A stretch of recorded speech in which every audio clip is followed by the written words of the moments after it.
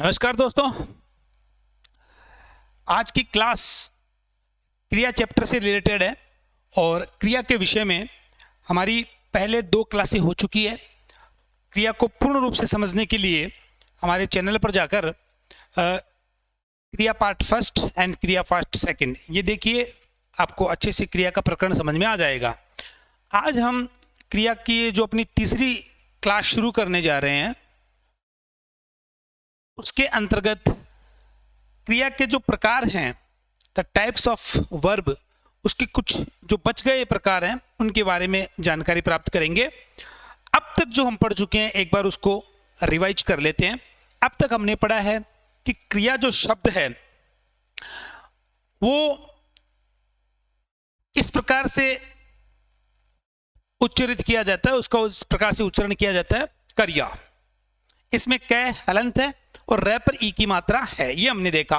फिर हमने देखा इसके डेफिनेशन, परिभाषा हमने समझी और परिभाषा में हमने क्या समझा, जिन शब्दों से किसी कार्य का करना, जिन शब्दों से किसी कार्य का करना या कार्य का होना पाया जाता है उसे हम क्या कहते हैं, क्रिया कहते हैं। फिर हमने बात की थी कि कार्य का करना का अभिप्राय क्या है और कार्य का होना का अभिप्राय क्या है। तो कार्य का करना आप संक्षेप में यूं समझ लीजिए, ह्यूमन एक्टिविटीज, जो मानवीय क्रियाएं हैं जिनमें प्रत्यक्ष या अप्रत्यक्ष रूप से किसी मानव का हाथ है, किसी प्राणी का हाथ है, वो कार्य का करना है। कार्य का होना मीन्स नेचुरल एक्टिविटीज, प्राकृतिक क्रियाएं जितनी भी होती है वो सारी की सारी कार्य का होना के अंतर्गत सम्मिलित की गई है। फिर हमने बात की थी कर्म के आधार पर क्रिया के प्रकार, कर्म के आधार पर क्रिया के प्रकार, और इसके अंतर्गत हमने बात की थी 2 प्रकार की क्रियाएं होती है, अकर्मक और सकर्मक। अकर्मक और सकर्मक। अब ये अकर्मक क्या है, जिन क्रियाओं के साथ कर्म नहीं होता, ए का मतलब नहीं, ये जो ए है वो अव्यय है। जिन क्रियाओं के साथ कर्म नहीं होता या कर्म की संभावना नहीं होती वो अकर्मक क्रिया होती है। सकर्मक, सकर्मक मतलब जिन क्रियाओं के साथ कर्म होता है या कर्म की संभावना होती है, गुंजाइश होती है, वो सकर्मक क्रिया होती है। ये हमने पहली क्लास में बात की थी। फिर उसके बाद में हमने दूसरी क्लास में बात की थी क्रिया के जो अन्य भेद। ये जो अन्य भेद है ये प्रयोग और संरचना के आधार पर ध्यान रखने वाली बात है, ठीक है। और इसके अंतर्गत हमने सबसे पहले बात की थी पूर्वकालिक क्रिया। पूर्वकालिक क्रिया के विषय में मैं आप लोगों को बता चुका हूं कि वह क्रिया जो मुख्य क्रिया से पहले समाप्त होती है, वह क्रिया जो मुख्य क्रिया से पहले समाप्त होती है। एक वाक्य में 2 या 2 से अधिक क्रियाएं होगी, हमें उनको क्या करना होगा, समय के आधार पर उसकी जांच करनी होगी, तुलना करनी होगी। जो क्रिया सबसे पहले पूरी होगी, ध्यान रखना पूरी होनी चाहिए, मैं बार बार कहता हूं। दूसरी क्लास आप अच्छे से देखिएगा, स्पष्ट रूप से उसमें बताया हुआ है कि पूर्वकालिक क्रिया वही मानी जाएगी जो पूरी होती है, मुख्य क्रिया से पहले पूरी होती है। अगर वो पूरी नहीं है, अगर वो लगातार जारी है तो फिर वो पूर्वकालिक नहीं है। हमने ये भी बात की थी पूर्वकालिक क्रिया की पहचान करने के लिए हम कर प्रत्यय का प्रयोग करते हैं, कर प्रत्यय का प्रयोग करते हैं। कर के साथ के कारक चिन्ह का प्रयोग करके का भी इस्तेमाल हो सकता है या फिर सिर्फ के का इस्तेमाल भी हो सकता है। जैसे मैंने लिखा था कि पुजारी नहाकर पूजा करता है, नहाकर पूजा करता है। अब आप इसमें देखिए कि नहाने का काम पहले संपादित हुआ है, फिर उसके बाद में पूजा करने का काम संपादित हो रहा है, इसीलिए नहाकर ये क्रिया क्या मानी जाएगी, ये क्रिया पूर्वकालिक क्रिया मानी जाएगी। पूर्वकालिक क्रिया के बाद में हमने दूसरी क्रिया जो थी वो बात की थी नाम धातु क्रिया। नाम धातु क्रिया अर्थात वह क्रिया जो नाम से बनती हो। नाम का मतलब है संज्ञा, नाम का मतलब है सर्वनाम, नाम का मतलब है विशेषण। तो वह क्रिया या वह धातु जो संज्ञा, सर्वनाम या विशेषण शब्दों से बनी हुई हो वो नाम धातु क्रिया कहलाती है। फॉर एग्जाम्पल जैसे हमने पढ़ा था हाथ, हाथ से बन गया हथियाना, हथियाना। इसी प्रकार से लालच, लालच से बन गया ललचाना, ललचाना। हाथ से बन गया हथियाना, लालच से बन गया ललचाना।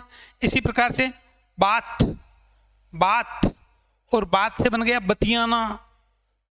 तो ये क्या है, मोटा से बन गया मुटियाना, एक सेकंड, मोटा, और मोटा से बन गया मुटियाना। मुटियाना का मतलब होता है मोटी हो जाना या मोटा हो जाना। तो ये जो क्रियाएं बनी हैं, इन क्रियाओं के पीछे आप देखोगे या तो संज्ञा या सर्वनाम है या फिर विशेषण है। ये देखो विशेषण है, ये संज्ञा, ये संज्ञा, ये संज्ञा, सर्वनाम भी हो सकता है। जैसे मैं करना अर्थात मिमियाना, ये लो, ये सर्वनाम से बनी हुई क्रिया है। तो इस प्रकार से वह क्रियाएं जो नाम से बनती है, मतलब संज्ञा से बनती है, सर्वनाम से बनती है या फिर विशेषण शब्दों से बनती है, नाम धातु क्रिया कहलाती है। तो ये पढ़ा। इसके बाद में हमने एक चीज पढ़ी थी, प्रेरणार्थक क्रिया।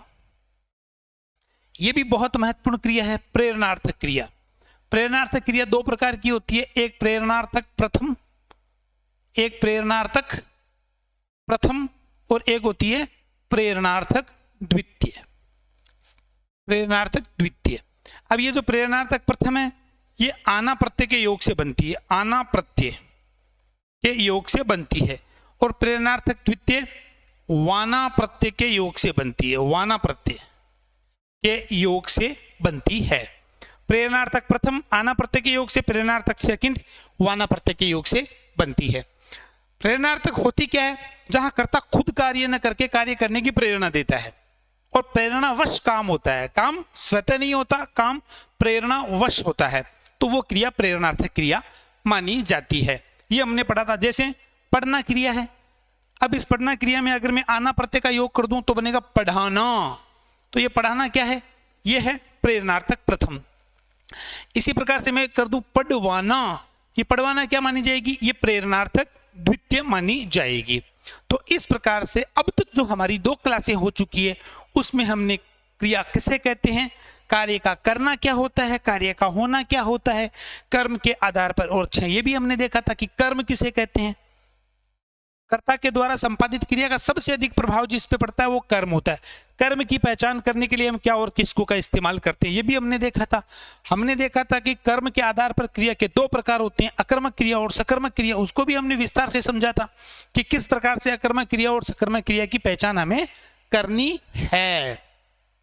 फिर हमने बात की थी रचना या प्रयोग के आधार पर क्रिया के प्रकार। तो ये पढ़ चुके हैं हम, पूर्वकालिक क्रिया पढ़ चुके हैं, नाम धातु क्रिया पढ़ चुके हैं, प्रेरणार्थक क्रिया पढ़ चुके हैं।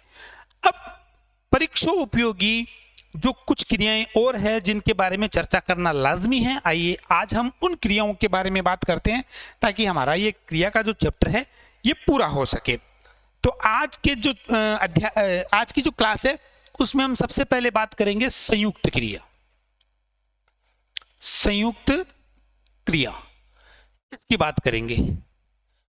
चलो जी, संयुक्त क्रिया क्या है आइए समझते हैं। संयुक्त क्रिया किसे कहते हैं? देखो नाम से स्पष्ट है। संयुक्त का क्या मतलब होता है? संयुक्त का मतलब होता है दो या अधिक का योग। संयुक्त का मतलब होता है दो या अधिक का योग।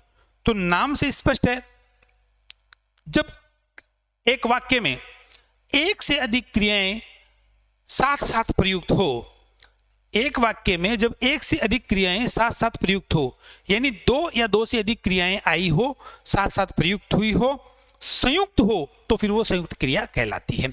जैसे मैं लिखता हूं कि राकेश पत्र लिख चुका है।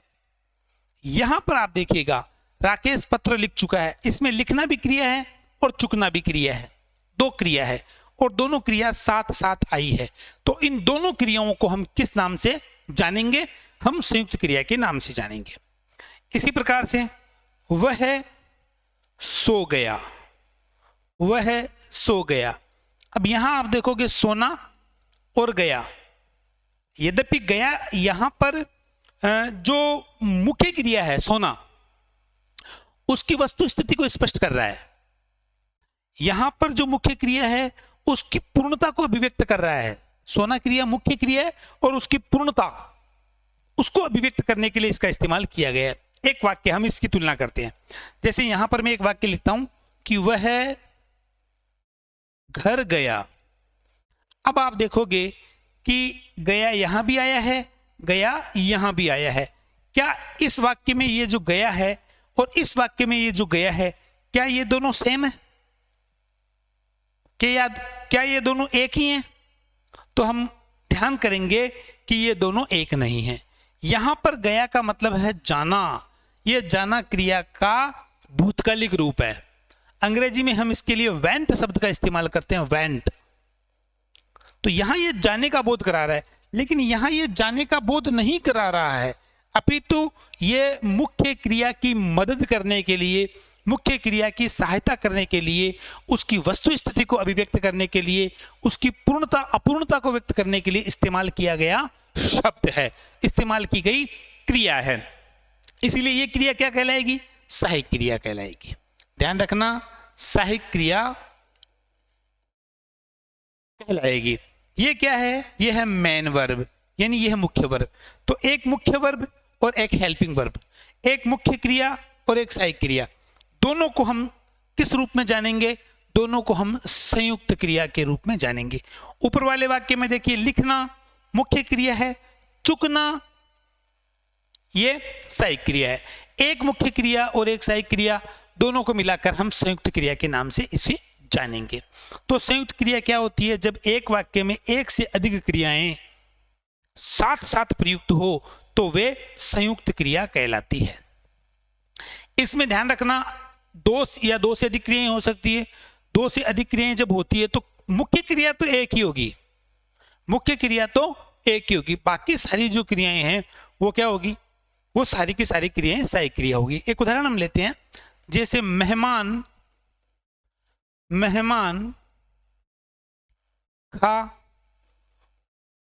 पीकर चले गए। अब आप देखिएगा, अगर हम गौर करें तो यहां पर खाना, पीना, चलना, जाना, चार क्रियाएं हैं।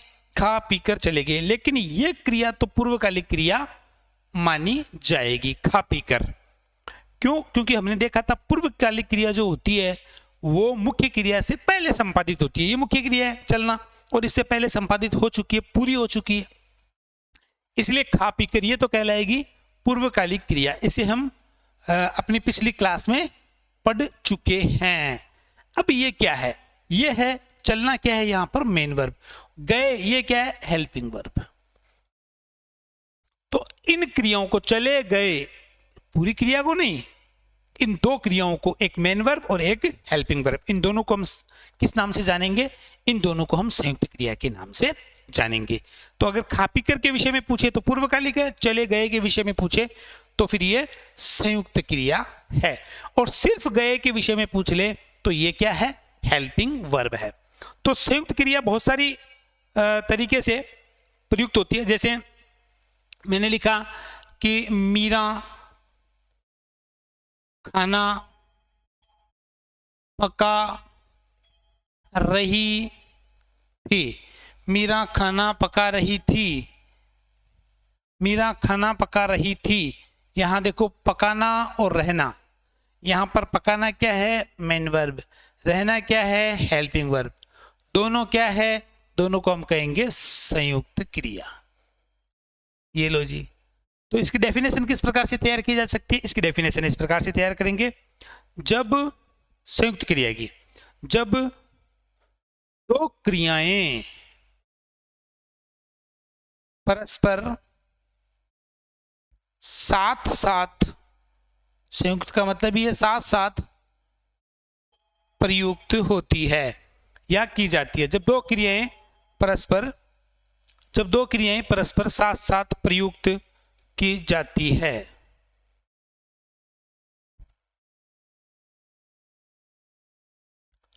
तो वे संयुक्त क्रिया कहलाती है। मैं अपेक्षा करता हूं बात समझ में आ गई होगी। इतनी कोई जटिल प्रक्रिया है नहीं कि संयुक्त क्रिया समझ में नहीं, सिंपल है। दो क्रियाएं या दो से अधिक क्रियाएं साथ साथ प्रयुक्त होगी, संयुक्त क्रिया कहलाएगी। ओके, चलिए जी। इसके बाद में हम बात करते हैं, एक बहुत महत्वपूर्ण क्रिया है सजातीय क्रिया।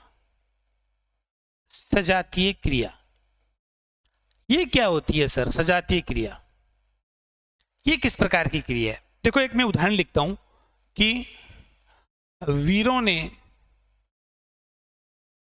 ने युद्ध भूमि में अनेक लड़ाइयां लड़ी, अनेक लड़ाइयां लड़ी।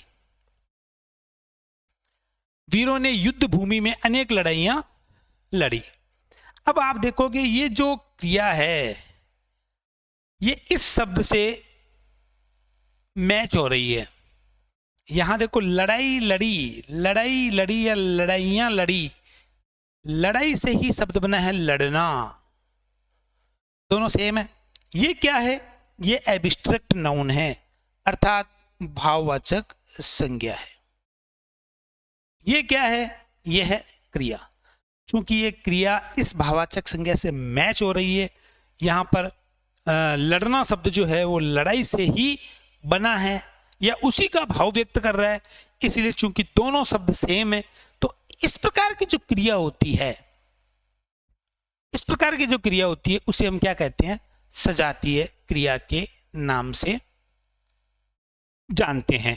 इसी प्रकार से वह सदैव अपना रोना रोता रहता है। एक वाक्य हमने लिखा, वह सदैव अपना रोना रोता रहता है। रोना और रोता, इन दोनों शब्दों पर गौर कीजिएगा। रोना रोता, ये रोता शब्द जो है ना ये रोना से ही बना हुआ है, उसी से मैच कर रहा है। इसीलिए ये क्या है? ये क्या है? रोना क्या है? भाववाचक संज्ञा, भाववाचक संज्ञा। और रोता क्या है? रोता है यहां पे वर्ब, यहां पे क्रिया। तो यहां पे भाववाचक संज्ञा से, सेम भाववाचक संज्ञा से सेम वर्ब का निर्माण हो रहा है। तो इस प्रकार की जो क्रिया होती है उसे हम सजातीय क्रिया के नाम से जानते हैं। स्पष्ट बात समझ में आ गई मेरे हिसाब से? इसी प्रकार से एक उदाहरण और लेते हैं। उसने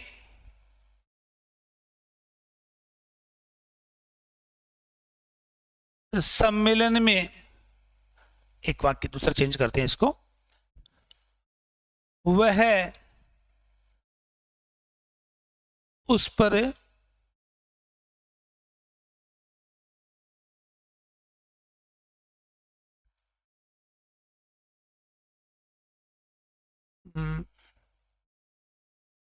नो सॉरी, दूसरा उदाहरण लेते हैं। हमने लिखा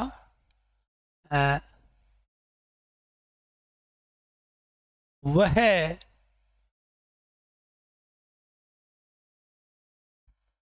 चिढ़ाने वाली हंसी हंस रहा है।